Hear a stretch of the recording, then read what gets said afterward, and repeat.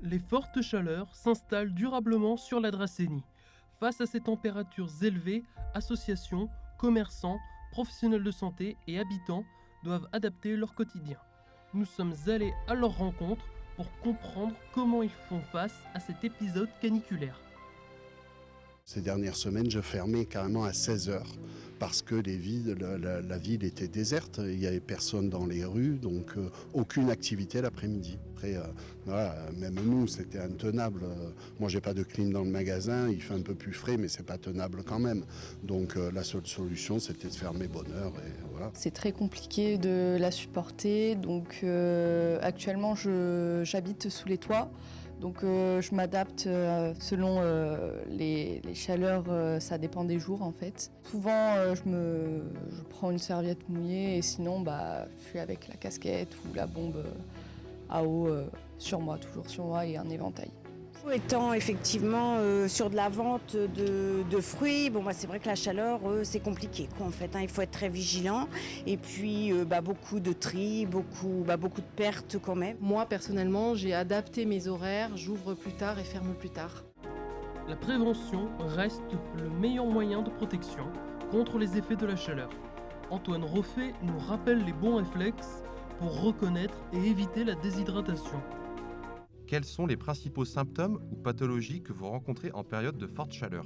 Par rapport à la canicule actuelle, effectivement, les signes principaux, c'est des maux de tête, des désorientations, des crampes, des choses comme ça. Les gens ne se sentent pas bien, ils ont des vertiges parfois, des hallucinations.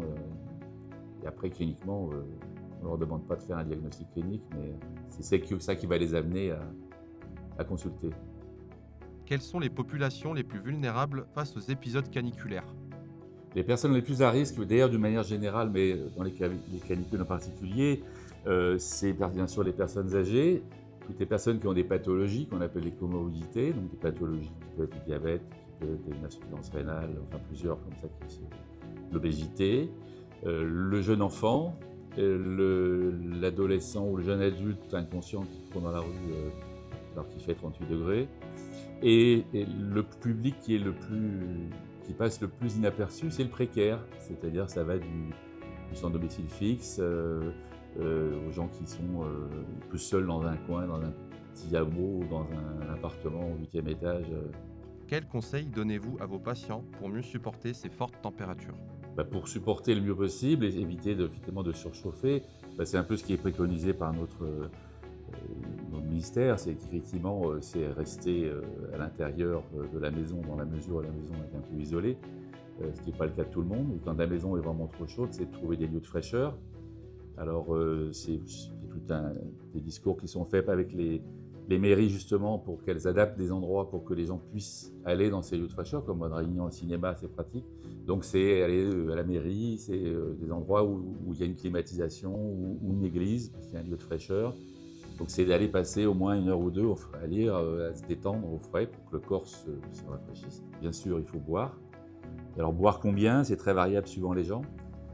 Surtout chez les personnes âgées, c'est compliqué parce qu'elles ont très peu de notion de soif.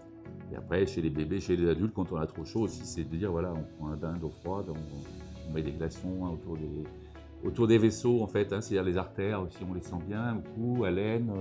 Il y a des endroits ici où on sent bien les artères. Si vous mettez des glaçons dessus dans un linge, vous allez refroidir rapidement le corps. Avez-vous le sentiment que la population est aujourd'hui davantage sensibilisée aux risques liés aux fortes chaleurs ? Ce qui a évolué, je pense, c'est le fait de penser à son voisin, parce que c'est à mon avis le plus important, c'est de penser à la personne précaire qui est le petit papy, la petite mamie isolée, le SDF dans le coin qui se met à l'ombre mais qui a quand même 40 degrés. Et d'y penser à ces gens-là parce que c'est eux qui vont prendre le plus. Et donc de signaler ces gens-là aux centres communaux d'action sociale, les CCAS. Pour les personnes âgées, la vigilance est essentielle. À l'AVF de Draguignan, Philippe Cazenave et Monique Saucourt nous expliquent comment l'association accompagne ses adhérents pendant cette période de forte chaleur. La moyenne d'âge de nos adhérents, c'est plus ou moins 70 ans. Donc nous sommes concernés par la résistance à la température. Ça a été un peu dur dans la semaine, surtout du fait qu'il n'y a pas d'air du tout. On a beau faire des courants d'air dans la maison, l'air ne passe pas. Nous mettons des ventilateurs, nous fermons les fenêtres exposées à la lumière et au soleil, et donc nous nous adaptons.